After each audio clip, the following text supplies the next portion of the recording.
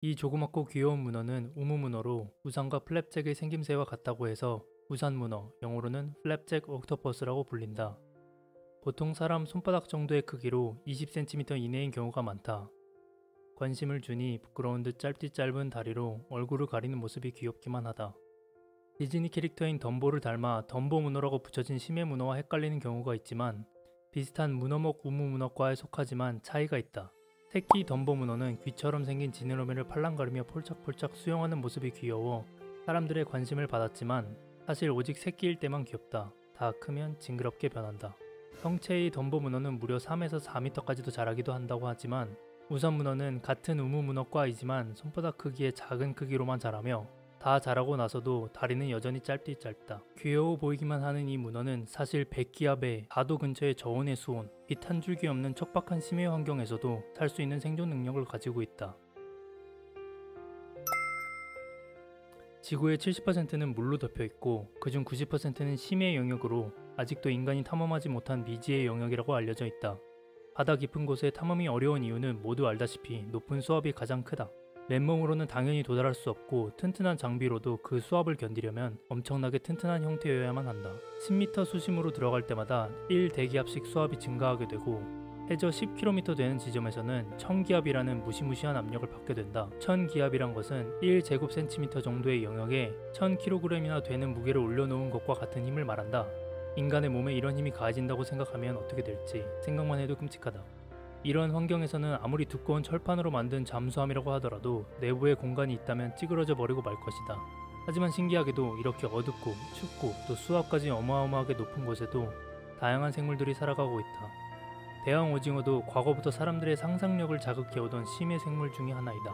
심해 1km 부근에서 서식한다고 알려진 대왕 오징어들은 먼 옛날 뱃사람들이 상상했던 바다의 거대 괴수 크라켄을 연상하게 한다. 사실 크라켄은 13에서 15m까지도 자라는 대왕 오징어에서 유래되었다는 가설이 가장 신빙성이 높다. 때때로 해변으로 떠밀려온 향유고래의 시체를 발견한 뱃사람들이 고래의 몸에 난 거대한 빨판 모양의 상처를 보고 거대한 향유고래를 죽일 수 있을 만큼 무시무시한 빨판 괴물이 존재한다고 믿었던 것이다. 하지만 이후 향유고래가 대왕 오징어를 사냥한다는 사실이 밝혀지면서 그 상처가 크라켄이 아닌 대왕 오징어에 의해 생긴 것이란 것을 알게 되었다. 어찌되었건 어두운 바닷속에서 거대한 오징어를 마주하게 된다면 얼마나 무서울지 상상만 해도 끔찍하다. 오징어가 이렇게 깊은 수심에서 살아갈 수 있는 원인에 대해서 명확하게 밝혀지지는 않았지만 대체로 압력이 작용할 수 있는 몸 안의 빈 공간을 오일이나 물로 채워 수압을 이겨내는 방식을 택했기 때문이라고 알려져 있다. 수압은 빈 공간이 있을 때 작용하기 때문에 이를 피하는 형태로 진화한 것이다. 간단하게 말해 안이 꽉 찬 달걀은 심해로 떨어져도 깨지지 않지만 그보다 단단한 야구공은 안에 빈 공간이 있어 큰 수압을 받았을 때 찌그러지게 되는 원리다. 하지만 심해라고 다 무섭고 공포스러운 생물만 있는 것은 아니다. 요놈을 보자. 생긴 것처럼 문어가 맞다. 심해 생물답게 몸집에 비해 아주 커다란 눈과 흐물흐물한 몸체를 가지고 있다. 하지만 왜인지 귀엽다. 머리에 달린 귀를 휘휘 젓는 것처럼 보이는데 저것은 지느러미이다. 우선 문어는 일반적인 문어와 신체적으로 다른 점이 많은데 저 팔랑거리는 귀가 그중 하나이다. 보통 수심 200에서 1000m 사이에서 서식하는 우선 문어는 보통 두 줄로 배열된 빨판을 가지고 있는 일반 문어와는 다르게 한 줄로만 빨판이 형성되어 있다.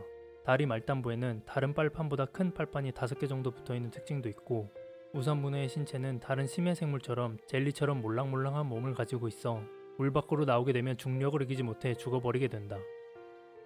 일반적인 문어과 동물과 가장 크게 다른 점은 바로 먹물이 없다는 것이다. 일반적으로 문어는 천적의 공격을 받거나 목숨이 위험할 때 먹물을 내뿜어 시야를 흐리게 해 생존 확률을 높이곤 하는데 우산 문어는 먹물을 저장할 수 있는 먹물낭을 가지고 있지 않다.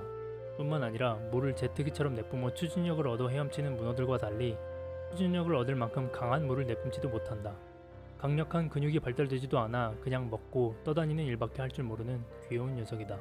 수족관에 넣어서 애완문어로 키우고 싶은 생각도 들지만 심해 환경을 맞추기 위해선 커다란 탱크가 필요하다. 이런 탱크를 집에 들여놓을 수는 없으니 심해 탐험 영상으로 만족해야겠다.